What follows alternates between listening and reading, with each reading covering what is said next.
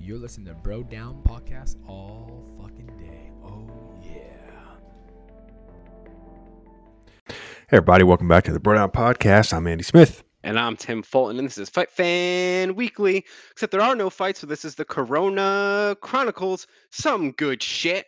We like to talk about all the good things that are going out in the world because we've had enough with all the bad shit going on in the world. So we like to lighten your day a little bit. Right, Andrew? Yeah, let's lighten the day up. I'm having a bad day. Let's lighten it up. Let's lighten it up. So we got 4 stories for you. Oh, shit. Okay. Numero uno. Publix supermarkets. I think they're more of a down south thing, but specifically in the Florida area, everyone's having a hard time financially right now, right? The markets are all like completely shot. So the supermarket is continuing to buy produce and milk specifically from struggling farmers, and they're immediately turning it around and donating it to food banks. So they're not making a profit off of it at all. They're just being like this in the middle where both sides end up benefiting. Do they have the money to sustain it? That's pretty neat that they're trying to help out like that. Yeah, I don't know what I think long term it makes sense for them because they want the farmers to be able to stay afloat. So whenever this is all over, it's not like they're turning around and there's no one to give them food anymore. Yeah. But still, it's 2 good causes with one killing 2 birds with one, saving 2 birds with one stone. I don't know how to go that route. Yeah. You're killing 2 cabbages with one. I don't know. There's something there. Yeah, no, that's pretty fucking neat, dude. Especially now, whenever everyone's talking about businesses shutting down and people really struggling. So it's like a supermarket chain, almost like a. I guess it's like our version of ShopRite. Okay. That's just my guess. I've never seen one before, but that's what it sounds like. So it's a decent amount of product being bought. Yeah. They were talking in the tons, not in like anything insignificant. They were talking like big numbers here. Well, that's pretty cool. Yeah. I thought it was pretty dope. Yeah, man.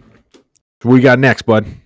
So along the same page, but on a smaller scale, M&M donated a bunch of dinners to a hospital in Detroit for all like the staff and the nurses and the doctors and whatnot, and he labeled each and every one of them Mom Spaghetti.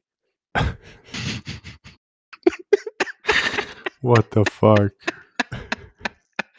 Could you imagine working in a hospital in Detroit and just being like, "This is Eminem's Mom's Spaghetti. I'm having it for dinner." Dude, I immediately started singing it in my head as soon as you say Mom's Spaghetti. Oh man! So how many dinners did he buy? I don't know. That I didn't really look into that. It's a lot of spaghetti. It was a lot of spaghetti. That's funny. Yeah, that was a little bit of a random ass but cute one, I thought. All right, what else you got? So going back to the evil virus, it is looking like COVID-19. This is a mix of good news and bad news, but mostly I like to stay on the positive side. It's looking that it is much more, it spreads faster than recently thought. So there's been a number of studies, and people have been thinking this for a while, that it's transmitted much more easily, and the transmission rate is significantly higher. The obvious bad news to that is that it means you are that much more likely to get it if you are within the vicinity of someone who can transmit it. Yeah. But there's 2 different good aspects to this. One is that means the death rate is significantly lower than what was previously thought. Because we know how many people who have unfortunately passed away from the disease, but we don't truly know how many people are infected. So the number it's not easy to pinpoint, but they're now thinking it's significantly lower than 1%, where in the past we've thought it could have been as high as like 5 or 3. So that's one good aspect of it. The other good aspect is that because so many people have already been infected, we're going to hit, what's the friggin' term? I'm not a doctor, but damn it. What, like the over 50% mark? Where like, yeah, we're nowhere near that. They're thinking it's somewhere in the New York area. It's somewhere between like 13 and 15%. but Okay. that is significantly higher than we had already thought, and that's going to make transmission going forward slower than it was. So is that like the fact that they're saying it's way easier to catch and it spreads a lot easier? Is that mean that there's a lot more people that are asymptomatic than previously thought? It could be. It probably does mean that. It's probably a mix of everything, right? Yeah. So in the early months, in it probably also hit our country earlier than originally anticipated because people weren't really talking about this until February or early March. So if you had flu-like symptoms in January and February, you weren't going to go get a COVID test. You were just going to stay home and ride it out. So a lot of people who had flu-like symptoms probably weren't reporting it to, probably weren't even going to the doctor because you don't go to the doctor for a flu unless you're dying from it. So Yeah. it's probably a mix of both of those things. There was one of the guys in my office. I can't believe I forgot about this. Around I think it was Thanksgiving, which apparently they're saying they think that as early as October it could have been here. Oh wow. Yeah, but he was one of the guys that I work with was so sick. I mean, he looked like he was dead, and no one told him for a couple weeks. Like after he got better, like so he didn't really want to complain about it, but he told me he's like I didn't eat anything for 5 days. Oh, I ate nothing for 5 days. Like he had a fever, he had the chills, waking up pouring sweat, trouble breathing at night. He had a breathing machine though, which he said helped. But and then after that, like he couldn't eat anything solid for like probably like a week, and he went to the doctor like when it got real bad, and the doctor tested him for flu and everything, and he's like, I don't know what you have. He's like, I don't know. He's like, I don't know what it is. He goes, you don't have the flu. He's like, and there's nothing else wrong with you. Like, I don't know what's going on with you. And that's what he left it at. He's like, if you feel worse or whatever, go to the hospital. But one of those guys that just doesn't go to the hospital. yeah. So, but he was, he said, and this guy's like not really like a BSer, and he was saying that there was like 2 or 3 nights where he was not sure if he was going to wake up the next day. That's horrifying. Yeah. And he came to the work almost, I think, every single day. So that was probably not great. no, I'm saying like I don't know if that means like if he did have it, then for sure everyone else should have caught it. Yeah, you would think so. Yeah, but So that's the moral of the story is that a lot more people it's probably already come and gone a lot more faster than people have thought. Yeah, which is going to speed up this whole thing. Yeah. All right. Well, I guess that is pretty good news if that's all. Yeah, we're trying not to minimize it. It's still obviously a terrible thing. The biggest problems to the hospitals is that even if the serious infection rate is lower than we had thought, it's still enough to flood the hospitals to the point where they can't handle the amount of patients that they have. So continue to stay home, do all that other good shit. Don't interact until this thing blows over. But hopefully, knock on wood, this means it'll be over sooner rather than later. Yeah. Yeah. Yeah. Enough's enough at this point. Enough's enough. Enough is enough is enough. I can't go. Oh, sorry. Continue. All right. All right. You got one more or 2 more?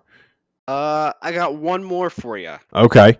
This is a little bit of a personal one, and I know you already know this, but Papa Fulton is coming home. Oh, snap. Oh, snap. So it hasn't been a secret, but I haven't been too public with it either. But unfortunately, my father on March 22nd, right as the COVID started getting intense, decided he was going to have a stroke. A bad one. A bad one. Yeah, a bad one. An airlift stroke. An airlift stroke. One of those we're not sure you're going to make it kind of strokes. Yeah. So we took him to the hospital. We got to see him that night. Well, my mother got to see him that night, and since then the hospital has been on lockdown because of the COVID, so we haven't been able to see him. He was in the hospital until the following Friday, where he went to a rehabilitation center, where they immediately turned him around, brought him back to the hospital because he was positive for COVID-19. He had gotten it while in the hospital. Dude. So not only did he have a stroke, he ended up with the coronavirus, a bad case of the coronavirus. he was never on a respirator, but he was almost at the point of doing so until he got plasma injected into him with all the antibodies and all the other good shit. Oh, so they took somebody's blood that had previously had it, Yeah, that's one of the treatments that they have right now. and that's what got him to. I don't want to say anything with any definitive yes or no. Yeah. But that was the last. It was a Sunday where they said if we're going to put him on a respirator, it's going to be any day now, just so you know. And they started the plasma treatment, and he never went on it. He was on oxygen. Yeah. He needed oxygen to help himself breathe, but he never ended up on the respirator. And that was the last treatment that they did. So whether it was time that helped or whether it was the plasma, combination of both, who knows? But yeah, it's been 5 weeks since I've seen my father. He literally just decided to go to the hospital and take a mini 5-week vacation, and he's finally coming home tomorrow. What a selfish piece of shit. That jerk. Yeah, it's been a little bit of a back and forth, but the Fulton family is finally happy, and we get to see Pop. That's pretty cool, man. So he's coming home like he's not home yet, or he is home? He will be home tomorrow, I think, at 11 a.m. Okay. And we're recording this on a Saturday, so for people who are listening in, that means April 26th. Okay. That's fucking awesome news, man. I know it's been how long has it been since? Has it been 3 weeks? It's been tomorrow will be exactly 5 weeks since he went to the hospital. Holy shit. 5 weeks. That was 5 weeks ago? That was 5 weeks ago. What the fuck? Yeah. Time flies. Wow. Time flies when the world's going to shit. Yeah, it's no joke, man. Wow, dude. Well, it's a good thing he's coming home. I'm glad he made it through all the ordeals that he was going through. Jesus Christ, like, enough.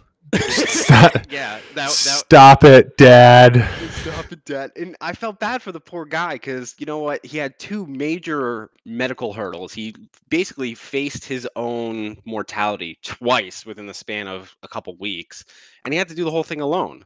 Yeah. And he's been gone for so long, he doesn't know what the real world is like anymore. Like, he doesn't know that you have to wear a mask to go places. Like, he doesn't know these things. So he's going to come back, and the world's just going to be... Yeah, he's going to be like that dude in 28 Days Later who woke up and he's walking on the street like, hello, is anybody out there? That's exactly what the fuck is going on? Yeah, that's going to be kind of crazy because that's honestly one of the, if not the shittiest part about the whole Corona thing is not being able to go see someone if they're sick, because that helps a lot with the healing process. Yeah. As stupid as it sounds. But yeah, being like keeping in high spirits and having your energy level high from like seeing your family and your friends coming to say what's up, like it does a lot. So that's a tough thing to go through. I'm glad that he's coming home, and that we can pretty much put all that behind him for now, and he could start on the road to getting back working instead of being on fucking vacation. Dude, I'm sure he is dying to work too, but we are making sure he stays home for a little while first. Yeah, if you need somebody to run security to make sure he doesn't leave the house. All we have to do at this point is take away his walker. He ain't going far. His walker. Love you, Dad. Oh, Jesus Christ. That's funny. Well, I think that's a good note to end it on, man. Your dad coming home from having a severe stroke and coronavirus. I agree, man. Fucking awesome story. Thank you. Yeah. So any other thoughts on this? Anything wrapping it up here? No, I think that about does it for us. Let us know what you think of all these great ass stories in the comments down below, or throw in 1 or 2 of your own if you have some good news. Don't forget to like and subscribe, hit the little bell button so you can make sure you get all of our videos. And don't forget to go to brodownpro.com where you get all your cool ass bro down shit. We will catch you guys next time. You're listening to Bro Down Podcast all fucking day.